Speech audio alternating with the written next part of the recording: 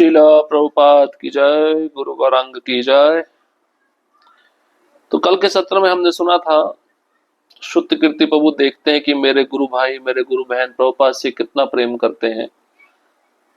प्रभुपाद जी को हवाई अड्डे पे रिसीव करने के लिए सभी शिष्य पहुंचे थे और सब शिष्यों में उत्साह था, सभी शिष्यों की आंखों से आंसू आ रहे थे। इस दृश्य को देखकर शुद्ध कीर्ति प्रभु को ऐसा लगा कि मैं कितना अभागा हूं, मेरे हृदय में प्रभुपाद के लिए कोई प्रेम नहीं है। तो मालिश करते समय शुद्ध कीर्ति प्रभु प्रभुपाद जी को कहते हैं कि मैं बहुत दुर्भाग्यशाली हूं, मैं आपके साथ इतना समय रहता हूं, फिर भी मेरे हृदय में आपके प्रति प्रेम नहीं है। सभी शिष्य आपसे प्रेम करते हैं। तो प्रभुपाद जी उस समय कुछ उत्तर नहीं दिए, लेकिन मालिश करने के बाद, स्नान करने के बाद और प्रसाद लेने के पश्चात प्रभुपाद जी के कमरे में जब शुद्ध कीर्ति प्रभु प्रविष्ट होते हैं, प्रभुपाद जी कहते हैं, तुम्हें मेरी सेवा करना अच्छा लगता है? तो शुद्ध कीर्ति प्रभु कहते हैं, मुझे बहुत अच्छा लगता है आपकी सेवा करना। प्रभुपाद बोले, यही प्यार है। बहुत सारे भक्त अन्य कार्य करते हैं, लेकिन जो मेरी सेवा है वह तुम ही कर सकते हो। तुम केवल सेवा करो, यही आवश्यक है। प्यार का अर्थ है सेवा करना। अब हम आगे बढ़ेंगे। मैं पुस्तकों का अनुवाद करना चाहता हूं। और 14 अप्रैल 1973, ISKCON, Los Angeles, California. Krishna कृपा श्री मूर्ति ने बहुत बार कहा कि मैं प्रबंधकीय कर्तव्यों से मुक्त होकर बृहत रूप से मानवता के कल्याण के लिए शास्त्रों का अनुवाद पर ध्यान केंद्रित करना चाहता हूं। मेरा पहला अनुभव इस प्रकार था। एक प्रातः लगभग 9 बजे श्रील प्रभुपाद ने मुझे अपने कमरे में बुलाया तथा वहां कर्णधार को बुलाया और उनसे कहा, ऐसा बहुत बार होता था जब हम न्यू द्वारका होते। श्रील प्रभुपाद को कर्णधार की योग्यता पर बहुत विश्वास था। उन्होंने अपने बगीचे की पक्की सीढ़ियां बनाने के लिए भी कर्णधार की प्रशंसा की थी। सीढ़ियों की ओर संकेत करते हुए श्रील प्रभुपाद ने कहा, कर्णधार कुछ भी कर सकता है। लॉस एंजलिस में रहते हुए यदि कोई समस्या होती तो श्रील प्रभुपाद सुलझाने के लिए कर्णधार को बुलाते। जब कर्णधार श्रील प्रभुपाद के कमरे में पहुंचे, कृष्ण कृपा श्री मूर्ति ने उन्हें अवरुद्ध करके कहा, मैं प्रबंध कार्य में उलझना नहीं चाहता, मैं पुस्तकों का अनुवाद करना चाहता हूं। कर्णधार ने उत्साहित होकर उत्तर दिया, हाँ, मैं यहां से आपका सारा साचिविक कार्य कर सकता हूं तथा आप यहां रहकर अनुवाद कार्य कीजिए। हम आपके लिए सब अच्छी व्यवस्था कर देंगे। हाँ, हम तुरंत सब कुछ कर देंगे। श्री प्रभुपाद ने कहा, मैं कोई व्यवसाय नहीं करना चाहता अब, और कोई व्यवसाय नहीं और कोई व्यवस्था नहीं। तुम मेरे सभी कार्यकलाप संभालो। कर्णधार वाटसेका एवेन्यू दफ्तर से इस्कॉन का प्रबंध करने के लिए तैयार हो गए तथा कमरे से बाहर चले गए। मैंने सोचा, श्रील प्रभुपाद चाहते हैं कि जीबीसी इस्कॉन का प्रबंध करे। ये बहुत अद्भुत बात है। न्यू द्वारका ऐसी व्यवस्था के लिए उत्तम था।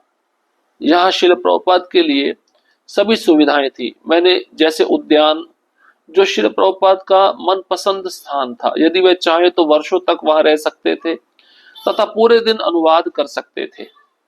1 घंटे के पश्चात श्रील प्रभुपाद ने पुनः घंटी बजाई। मैं श्रील प्रभुपाद के कमरे में प्रविष्ट हुआ तथा प्रणाम किया, परंतु इससे पूर्व कि मैं अपना सिर ऊपर उठाता, उन्होंने कहा, कर्णधार को बुलाओ। कर्णधार तुरंत कमरे में गए तथा प्रणाम किया। जैसे वे प्रणाम करने के लिए नीचे झुके, उन्होंने कर्णधार के कुर्ते की जेब में एक पत्र देखा। उनकी आंखें खुल गईं। उन्होंने पूछा, ये क्या है? कर्णधार ने उत्तर दिया, श्री प्रभुपाद, यह आपके लिए पत्र है। श्री प्रभुपाद ने आदेश दिया, इसे खोलो। कर्णधार ने पत्र खोला तथा प्रभुपाद को पढ़कर सुनाया। यह एक मंदिर के अध्यक्ष का पत्र था। श्रील प्रभुपाद ने ध्यानपूर्वक सुना था, उसका उत्तर लिखवाया। श्रील प्रभुपाद की सेवा निवृत्ति केवल लगभग 1 घंटा ही रही। मैंने ऐसी सेवा निवृत्ति पहली बार अनुभव की थी, परंतु फिर भी ये अंतिम नहीं थी। श्रील प्रभुपाद हमारे लिए श्रीमद् भागवतम का अनुवाद करने में आनंद का अनुभव करते थे। वे अपने बच्चों को दिव्य पंथ पर चलाने के लिए रुचि लेते थे। उनकी सहन शक्ति अनंत थी। जब जब हम लड़खड़ाते वे हमें पुनः आगे बढ़ने के लिए प्रोत्साहित करते। वे कितना सेवानिवृत्त होने की सोचते थे इससे अंतर नहीं पड़ता, परंतु वे हमें तब तक नहीं जो छोड़ते जब तक हम अपने आप नहीं चलने लगते। यहाँ आपके बिना रहना कठिन है, हमारे पत्रों को उत्तर देना तथा हमारी बड़ी सभाओं को देखना कठिन है। जैसे जैसे हर वर्ष बीत रहा था, आगामी पीढ़ी के लिए आपका अनुवाद कार्य अधिक स्पष्ट होता जा रहा था। आप हमेशा जानते थे कि आप अब हमारे साथ थोड़े समय तक हैं, परंतु आपकी वाणी हमारे साथ चिरकाल तक रहेगी। मेरे लिए आपका जाना बहुत शीघ्र था, क्योंकि मैं तो अभी नवदीक्षित शिष्य था। मैं यहाँ बैठता और आपका व्यक्तिगत संग पाने की इच्छा करता। कृपया मुझे प्रत्येक जीवन में अपनी व्यक्तिगत सेवा के लिए वरदान दीजिए।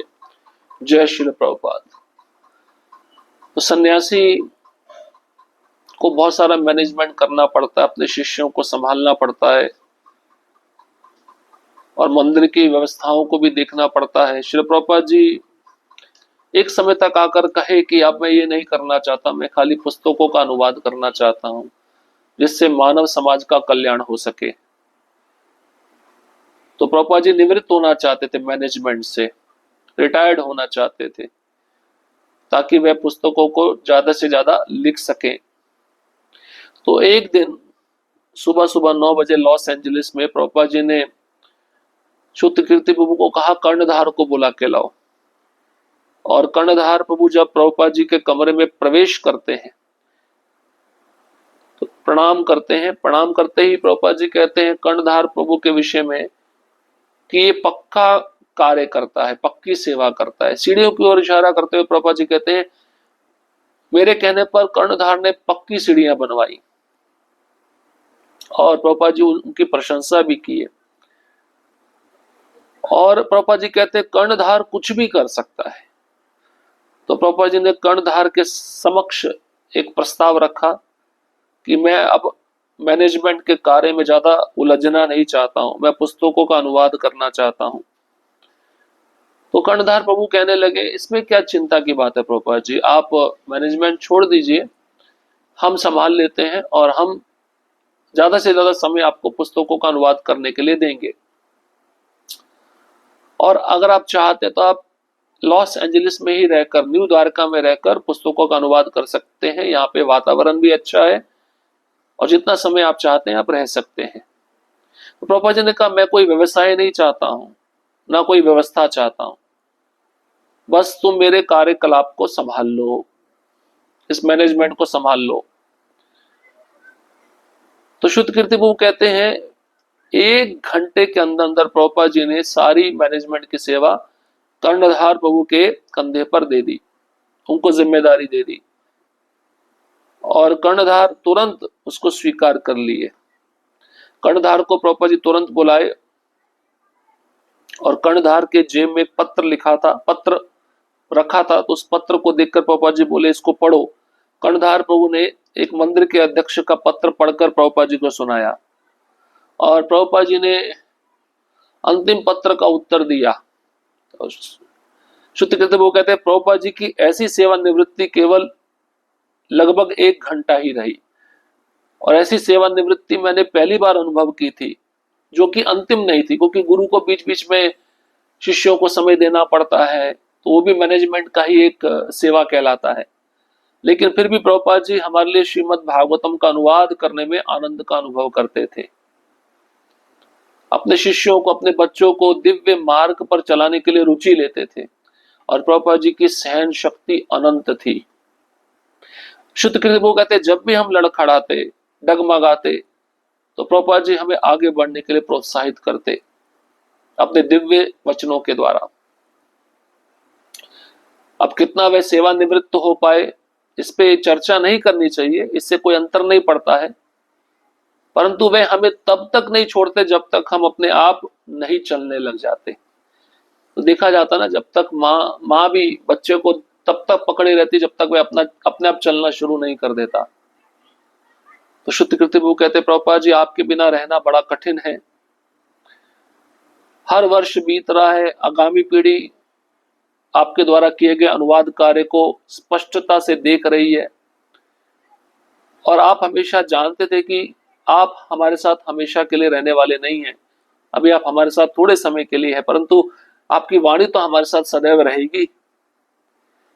मेरे लिए, मैं बहुत छोटा था और मेरे लिए आपका जाना बहुत शीघ्र था, और मैं उस समय नवदीक्षित हुआ था। मैं चाहता हूं कि हर जन्म में मुझे आपका व्यक्तिगत संग प्राप्त हो, ये मेरी तीव्र इच्छा है।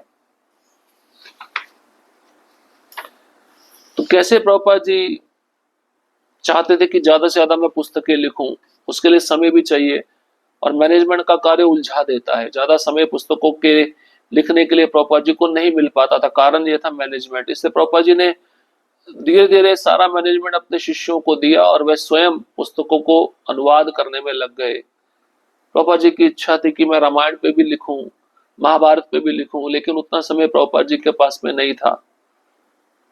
लेकिन एक शुद्ध भक्त एकांतवास करता है सेवा करने के लिए, और सेवा किसके लिए? मानव समाज के लिए। प्रभुपाद जी ज्यादा से ज्यादा पुस्तकें लिख पाए क्योंकि उनके शिष्यों ने अपने गुरुदेव का भार अपने कंधों पे संभाला। तो उसी प्रकार से शिष्य को सोचना चाहिए कि हमारे गुरुदेव का भी भार, मैनेजमेंट की सेवा शिष्य अपने कंधे पे ले, और गुरु को निवृत्त करके ग्रंथ लिखने में उनको मदद करे, उनको अधिक से अधिक समय प्रदान करें, जिससे वे ज्यादा से ज्यादा ग्रंथ लिख सके और उन ग्रंथों को छापकर मानव जीवन के कल्याण के लिए उसको वितरण कर सके। हरे कृष्णा कृष्ण कृष्ण हरे हरे, हरे राम राम राम हरे हरे। श्रील प्रभुपाद की जय, गुरु गौरांग की जय।